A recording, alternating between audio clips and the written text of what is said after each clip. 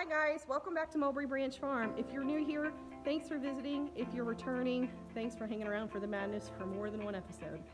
So today we've got a lot of different things going. We're going to be giving a lot of different updates. You guys know that Raven had 2 kids. One didn't turn out so well. The other one is just as spunky as can be, and we're going to introduce her to you today while Raven is out reestablishing her rung in the social ladder of the goat world. So we've got that going on today. We're going to be moving our chicks. See, I have a visitor with me, and she's the cutest little visitor ever. So I figured with kind of a not so feel good update with Raven's other doe, I would introduce you to the one that survived. So this is Rosie, and Raven's in right now reintegrating with the herd, and Rosie's small enough she can go in and out of the fence as she pleases. So we've been kind of letting her do that, and she's just so cute, and she's good natured. Oh, cute. She's a good little girl.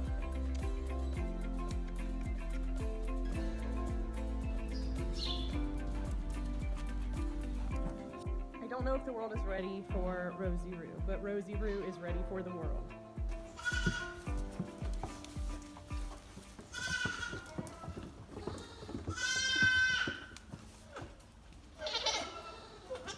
You can tell we're integrating them back in with her.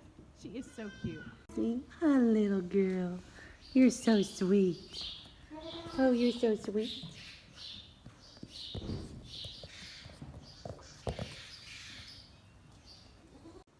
So one of the really good things about her being that little, well, I say it's good and bad. So I've got Raven in right now, reintegrating with the herd, and they can be kind of rough. There's a lot of headbutting, chasing, biting, nipping. It can get a little out of control. And with a little baby in there, sometimes it makes me worry a lot. I've already lost one of Raven's babies. I really don't want to lose another one. So luckily, she's small enough that she can slide right out and get away, and she still wants to be close to her mommy, so she doesn't go very far. And she's already being really friendly. So one of the wonderful things about labor with goats, even though that was kind of stressful and traumatic for Raven, it actually was kind of like a bonding point for us. I've noticed that Raven's actually a lot more friendly, wants to be petted, wants to get scratches, and this little one is just, she is so sweet. So while we didn't get the 2 doelings that we would have liked, we still have Raven, which is very important, and we have Rosie, which is just a delight completely. And Raven's coming around. I'm milking her every night because with singles, you do get kids that kind of tend to favor one udder over the other, and Raven's got such a fantastic udder. I don't want to screw it up. I don't want one udder to get lopsided to the point where it's just real meaty. And she's standing pretty good as long as I've got Rosie in there. But just the leaps and bounds that Raven seems to be making socially, it's just awesome. I just have to realize how blessed I am that through all things, it just seems like balance is restored. We lost that little doe, but in doing so, Raven's udder could be lopsided, so I'm actually pulling her in. We're building a bond. We built a bond through that labor, and Rosie's very, very healthy and is super cute and friendly, so I can't be any happier with that. I don't know if you guys have been noticing, but I've been calling her Rosie Roo. And the reason for that being is I was actually going to name her sister Roo. It was going to be Rosie and Roo. And my daughter never knew the name. My husband didn't know what I was going to name her. I think I spilled the beans a couple days ago when I started calling her Rosie Roo, because it's almost a tribute to the sister that didn't make it through that traumatic of a pull. So while we're still sad over little Miss Roo, I'm really happy that we have Rosie Roo and that we're building a relationship with Raven like we are. What, Rosie?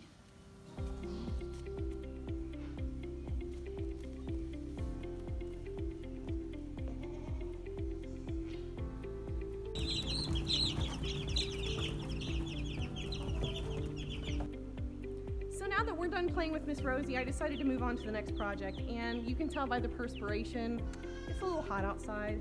Don't know why my hair is down. It should be up in a ball cap, but such is life. Sometimes we're just not prepared. I decided I was going to redo my brooder. Now, if you were with me when we first got our chicks last Friday, you'll have noticed that this brooder is in a different room and it's facing a different way. Now the reason for that being, if you guys didn't get to see my video on how to start out raising baby chicks, there's going to be a card up top here. Go back, watch it. It's very informational. Hopefully it'll help you if you're kind of on the fence about getting chicks. But one thing that I noticed is my lid is heavy. So I was actually opening it up the wrong way. I should have made it flip down, and I made it to flip up. So I was having to hold it up while I was messing with my chicks, and these guys are getting old enough now when the door opens, they're like making a break for it, and it's up on a ledge. So if they fall, it can kill them. When they're this little, a 2 to 3 foot fall is like instant death for a chick. So I went ahead and I moved it, and I'll step back so you guys can actually see. I've actually got it sitting with the opening facing up, and this is originally how we usually have it. And you guys can see, I try to make it easy for myself to move things around, especially if my husband's busy with the meeting or at work, and I just get impatient because that's how I am. I'm type A, and I go ahead and do it myself. So we do have wheels on the bottom of this brooder, and I'll show you guys right now. So I only have wheels on one side, and that's so that I find it easier to pick up this end over here to leverage and push it like a wheelbarrow. So I moved it from over here and like my tool room. Sorry about the lighting, guys. But I had them started in there, so now they're here. And it makes this a little bit easier, especially for my daughter, because these are her 4-H projects. So she's the one taking care of them. She was having trouble with the lid, so at least this way, if she can just push it open, I've got it a little bit off the wall so that the lid will hit the wall. It won't go all the way down, but it'll be easy enough for her to reach and just pull it shut. You guys can see they're happy. We did switch from our paper towels to pine shaving beddings now. They've been here with us for about a week, so their little legs are strong enough. They know where the feed bowl's at. They know where the water bowl's at. And this will just make it a little less stinky, a little harder to clean up. The good thing about those paper towel rolls is that you can just crumble them up and throw them away. Even though the pine shavings might not be as easy to clean up, the good thing about them is that when our little chickens do their business in there and they give us those sweet, sweet poops, I can just throw it into the compost. And the chickens, the grown chickens, will help to turn it quicker, that I'll put on my garden, and that will feed my plants. My plants will feed me. I'll live another day to feed more chicks, and the cycle goes on and on and on. That's the wonderful thing about homesteading. If you do it the right way, it's all in a cycle. It is all beneficial all the way through for more than one species. So it's pretty awesome. But that's what we're doing here, guys. They look like they're pretty well settled in. We did lose 2 of our Cornish rock crosses. One came out of the box not looking so hot, and the other one just came out and it wasn't alive. So that happens sometimes, and while it's a loss, we kind of order our chicks in higher numbers because we expect loss, especially with young chicks like this. It's like that with a lot of young animals. They're just very fragile. So that's what we got going on with our chickens, guys. There's your chicken update. So we're also giving you guys a bee update. We're gonna go down, it's been about 2 weeks since our last hive inspection, so we're just gonna see what's going on, what our brood patterns look like, making sure they're being active and productive, and if we need to move some frames around. And I know a lot of you had suggested that I remove all the bird comb. I appreciate the advice. That's what we'll be doing today. So thanks everyone out there that suggested that, and let's crack them open.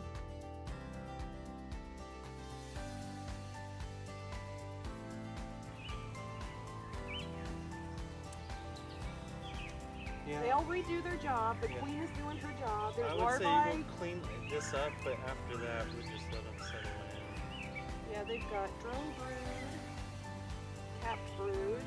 Yeah, they got a mix of everything. See, this is what, Mark, we gotta clean that bottom too. We have to take this top off and clean that. You know?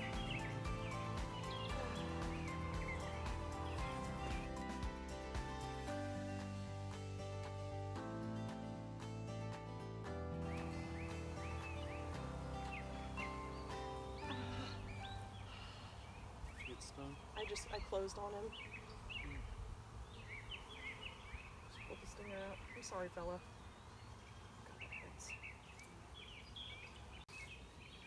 I'm sorry, Mr. B. You were doing nothing but just chilling on me. These guys were calm for. Okay, You're good. I'm putting him back in. Put him back in. Guys, see all that? That's all burr comb that had to be removed. All right, guys, so it's actually been a couple of days since we last cracked into our hives. Reason for that being, I'm really not that good at hitting the record button like I should. So every time I thought I was recording, I was actually hitting stop record. And every time I thought I was hitting stop record, I was hitting record. It was just really weird. So I decided I wanted to come back and do a recap. We did remove a ton of burr comb. You guys saw it. That was a lot. And I wanted to just say that is abnormal. And it's abnormal because we cut our swarm on the 27th and we left a couple frames not spaced correctly, and we let burr comb go for a month unchecked. And that's why there was so much burr comb. There was a lot of nectar, capped honey, and brood in all of that burr comb, so it actually turned out to be a very disgusting ordeal. So for all my new beekeepers out there, if you're like me, don't learn it the hard way. Clean your burr comb every time you're in there, from your first inspection to your last inspection. So other than that though, guys, they're doing really, really well. This hive here, which that's our CC hive, that's the swarm that we caught on April 27th. It's called the CC hive due to the town's initials that we caught it in. And then this hive behind me is actually going to be called the Buckeye Hive because we drove to Ohio, which is just a stone's throw away from us, and picked up a 5-frame nuke. So the only thing that I thought was weird about this hive, there's an abnormal amount of drone brood, and usually from what I've been reading, that's a sign that your queen's mating or her fertility's going down, and that's why there's only drone brood in there. So what I have to do there is I really have to watch myself and look for supersedral cells, because at some point this hive might say that their queen's not doing a good job and they'll actually make a queen to replace her. So I'll need to be watching for that. So eventually she's going to age with the hive and she'll no longer be a viable queen. And at that point she'll either die quickly and there will be an emergency queen cell, or there'll be a supersedral cell where the workers and the rest of the hive notice that the queen is just starting to fail in her production. Which, the more I read about bees, the more fascinated I am with the way that the hive works. It's just really, really interesting to me. I was going to include a garden update, but there's just so much going on over there, guys. I don't think I can fit that in with me today. So stay tuned for that. It's coming. We're going to bring you a garden update because it is exploding. I'm trying new things. I've got a couple experiments going on that I want to bring you guys along with me.